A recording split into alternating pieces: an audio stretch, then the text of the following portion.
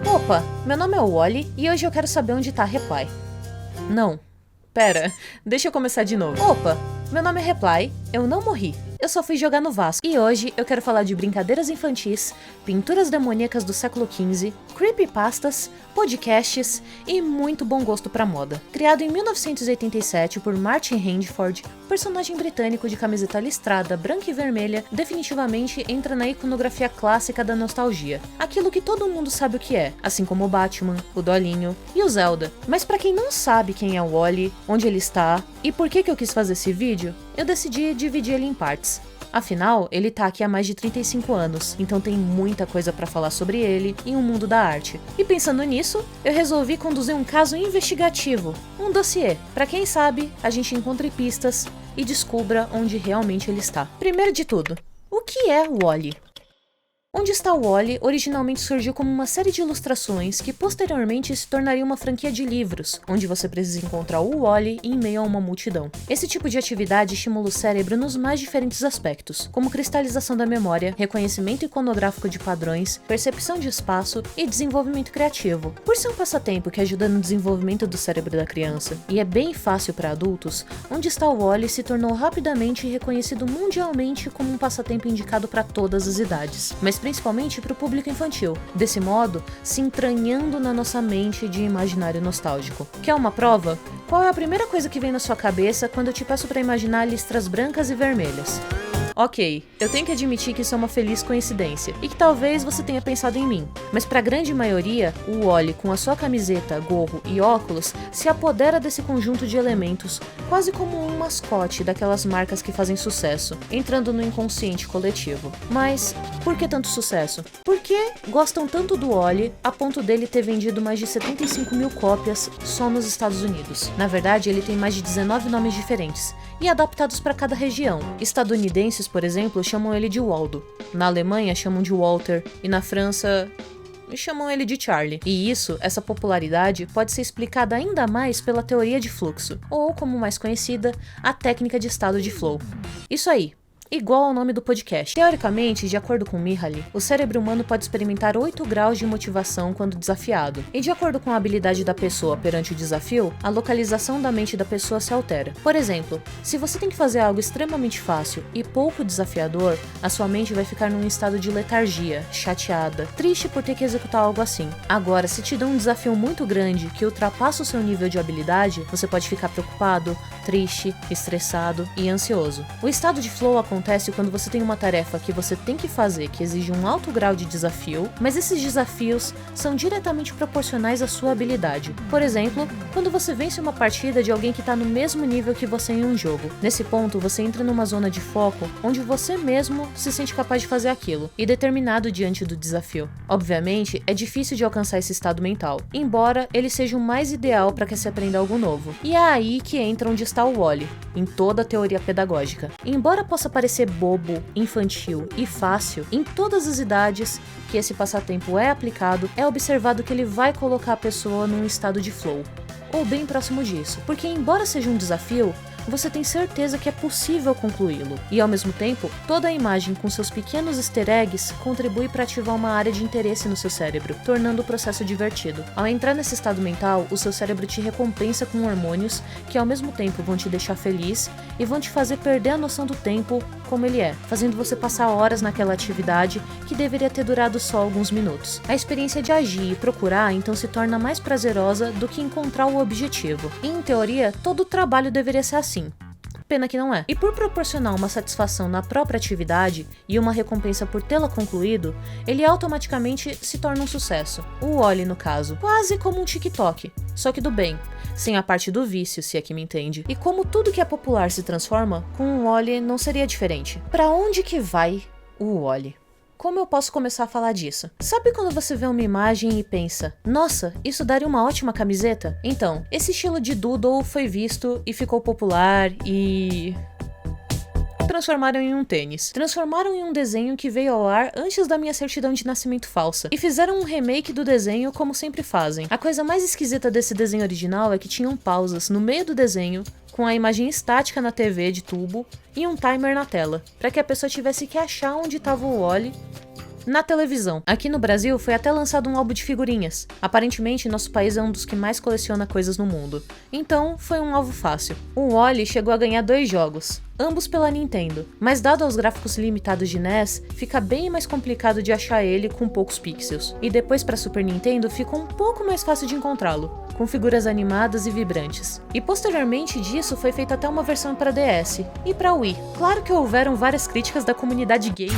Afinal, era um jogo que, tirando a parte das animações, podia ser impresso, algo que faltou criatividade na adaptação, e só escolheram não adaptar. Assim, na minha opinião, eles só estavam sendo chatos. E também criaram um recorde mundial na Irlanda, em 2011, de mais pessoas vestidas de Wall-E ao mesmo tempo. O maluco até virou um mascote de cereal lá pros anos 90. Obviamente, no verso da caixa, tinha um passatempo para encontrar o Wall-E. Criaram inclusive um sistema computacional para localizá-lo, resultando em uma otimização de um caminho de busca baseado em todas as ilustrações feitas até o momento do Wall-E. Isso foi feito com machine learning por um cara chamado Randall Olson, que, de acordo com ele, queria fazer um projeto divertido de final de semana, onde foram descobertas as localizações mais comuns dele e como ele nunca fica no canto inferior direito. Afinal, essa é a parte que você mais olha quando você vira a página de um livro. Ou seja, não apenas a arte de Wall-E, mas a forma como ela é construída é em decorrência da mídia em que ela é publicada. O que me leva a pensar que se o Wall-E tivesse nascido em uma era mais moderna, nas webtoons, por exemplo, provavelmente esse alinhamento de localização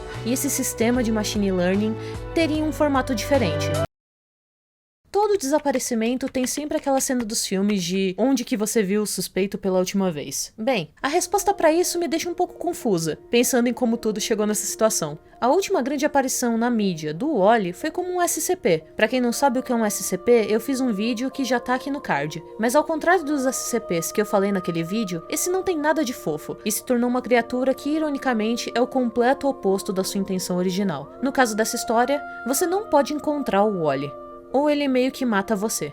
De um jeito que eu não posso descrever, porque seria tão grotesco que eu ficaria desmonetizada por meses, e eu acabei de voltar. E de onde veio o Wall-E? Toda a arte de Onde Está o Wall-E se deve a 2 sujeitos. O primeiro, obviamente, foi o artista Martin Hunchford, que a gente já falou aqui e que realizou todas essas ilustrações. Desenvolveu todo o conceito do Wall-E e tudo mais. O segundo foi David Bennett, que depois de ter observado um desenho que Martin fez para a capa de um álbum de uma banda chamada The Vapors, viu o potencial do trabalho e chamou ele para uma conversa. A figura que ele fez na época no formato de um olho mostra uma multidão aglomerada pelo assassinato dos Kennedys, onde, se você olhar com atenção, vai conseguir encontrar o assassino no topo de um prédio. David, 5 anos depois, veio falar com Martin, desejando um livro para sua editora, cheio de ilustrações detalhadas. E ele também sugeriu que, para as figuras ficarem mais interessantes para o público, Martin criasse um personagem facilmente reconhecível, para que as pessoas tivessem algo para procurar, que nem aconteceu com o assassino da banda. E embora o nome de David geralmente pouco seja mencionado nas histórias, ele certamente fez muito dinheiro por sua ideia, e a criação de Wall-E, de certa forma, foi feita por 2 mãos. Levando cerca de 2 meses para cada ilustração, só depois de terminada é que Martin decide onde que ele vai esconder o Wall-E, que nem eu fiz com essa ilustração, onde só no final eu vou esconder a Reply. Ou será que isso é só uma cortina de fumaça e eu já escondi? Ou será que eu vou fazer que nem esse maluco que apagou o Wall-E de todos os livros dele e vou deixar vocês procurando por horas e horas, sendo que eu nem tô aqui? Não, eu não faria isso com vocês. Ou faria. Agora, parando pra pensar, isso teria sido uma ótima desculpa pra por que eu sumi. Mas na verdade, eu não levei 2 meses pra fazer essa pintura. De qualquer forma, com mais de 100 mil figuras feitas ao longo dos livros, se é uma arte, vai ter polêmica. E com o Wall-E não seria diferente. Em uma das ilustrações, já teve a presença de uma mulher fazendo topless na praia. Que indecente, né? Uma criança que só tomou leite de mamadeira vê um peito desenhado em cartoon. E como eu não sou trouxa de tomar flag, tá censurado aqui. Ou, ó deuses, se preparem. Um homem vestido de mulher. E o mais ultrajante de todos, um leão querendo usar o banheiro. Essas foram polêmicas pelas quais Onde Está o Wall-E foi denunciado judicialmente, recebendo notificações, mas nunca foi condenado por motivos óbvios. E para que pudessem continuar vendendo os livros em livrarias americanas, sem o risco de mais... bem... encheção de saco, tiveram que fazer uma adaptação no topless, mas não tiraram os leões e nem o cara que só tava vestindo um vestido muito bonito, por sinal. E por causa disso, o livro do Wall-E, o especial de Natal, tá atualmente banido de ser vendido nas livrarias do Texas, embora esse livro não tenha tido nenhuma polêmica. Tá, Mas de onde veio o Wall-E? Seria inocente de nossa parte imaginar que apenas Martin seria considerado como o grande ilustrador de multidões. E toda essa arte, de ficar desenhando pequenos serizinhos. Eu mesma já fiz uma ilustração assim pro meu canal, comemorando 30 mil inscritos com 300 desenhos. O vídeo tá no card pra quem tiver interesse. Mas não, eu não sou presunçosa de dizer que somente eu e Martin estamos sozinhos no universo. Na verdade, pesquisando, acabei descobrindo que existe um Reddit só dedicado a esse tipo de ilustrações, que são chamadas de... me desculpa se falar errado, Wimmelbinder, uma palavra alemã que, segundo ele, significa um gênero de ilustrações repleta de pessoas, animais, veículos e todo tipo de coisas. A ilustração da multidão. Nesse Reddit é possível observar milhares e milhares de ilustrações feitas desse modo, por amadores e profissionais. E eu consegui lembrar de quando eu era criança, como eu continuava desenhando e desenhando, querendo encher uma página. Só porque era divertido, sem saber que existia um nome pra isso. Na verdade, o pai desse gênero é considerado Ali Mitzgut, que infelizmente faleceu em janeiro desse ano, e foi saber da sua morte que me inspirou a fazer esse vídeo. Ahá! Achamos o motivo. Mas embora fosse considerado o pai do gênero por dar-lhe um nome e um rosto, definitivamente não foi ele que inventou esse conceito. Então, de onde realmente veio o Wall-E? Pessoas me jogariam pedras, como fizeram com Bosch, se eu não falasse dele aqui. Afinal, quando se pensa em pinturas repletas de informação, torna-se praticamente impossível não pensar nele, que ficou conhecido como um pintor que melhor representou o inferno. Até hoje, na verdade, seus quadros são estudados, procurando respostas e mistérios escondidos em suas várias ilustrações, cheias de piadas visuais e referências medievais. Eu mesma fui conhecê-lo por conta de uma postagem no Twitter que dizia: "Finalmente podemos saber como era a música da bunda de Bosch." Obviamente não era a bunda dele. E eu vou ficar falando por cima pra não tomar flag, ok?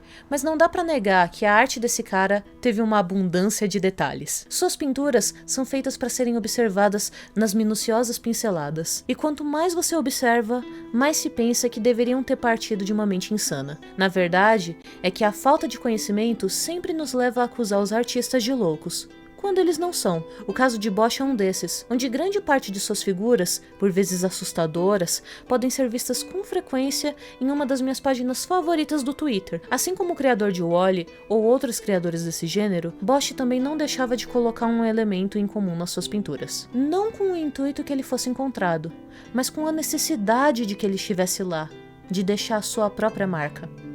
Uma coruja, que para a época poderia representar o malefício, o infortúnio ou o diabo em si. E daí o seu apelido.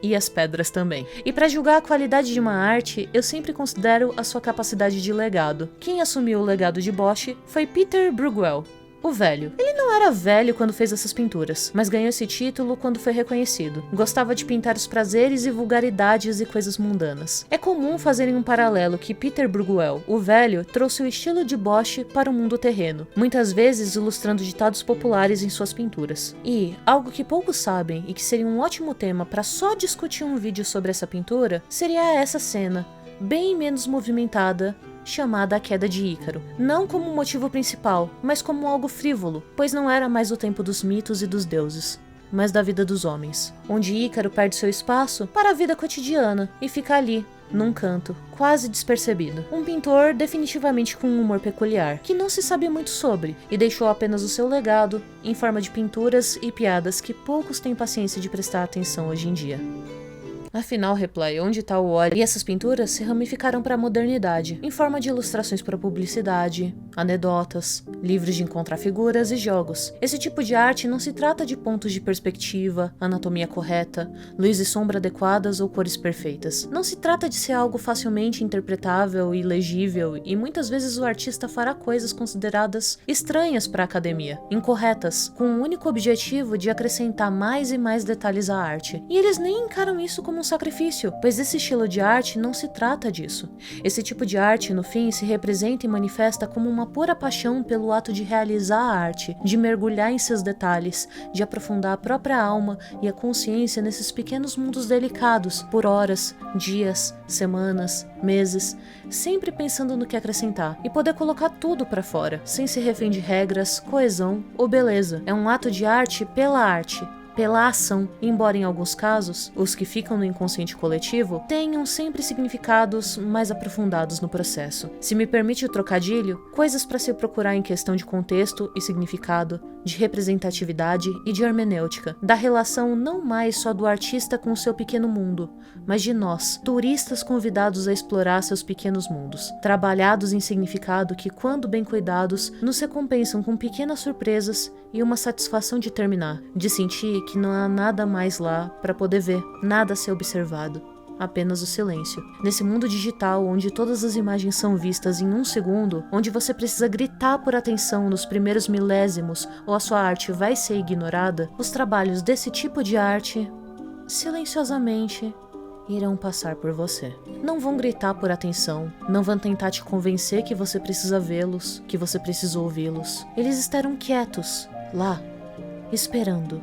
E caso você escolha parar, por vontade própria, existe algo que só você vai poder encontrar naquele momento. Algo que, quando você encontrar, poderá te fazer sorrir por um pequeno instante, ou refletir, ou se sentir satisfeito por ter finalmente conseguido resolver esse problema. Que, para começo de conversa, nenhum problema era. Esse canal não é muito longe disso. Todos os meus vídeos são feitos com amor e carinho, embora o algoritmo deseje cortar todo o alcance possível da maioria. Então, se tiver tempo algum dia desses, dá uma chance para algum vídeo mais antigo que não tenha tantas views, que eu garanto que ele foi feito com o mesmo tanto de amor que os mais recomendados e mais vistos. E bem, era isso que eu tinha para dizer sobre esse tipo de arte, que leva tanto tempo e carinho para ser feita. Se me perguntarem onde está o Wall-E, eu posso responder com convicção de que ele está no coração de qualquer um que tem paciência hoje em dia, de olhar para algo e buscar aquilo. O que é aquilo? Eu também não sei. O verdadeiro Wall-E é o que fazemos na jornada. Mentira. Muito obrigada por ter me achado. E bem, te vejo no próximo vídeo. Até mais.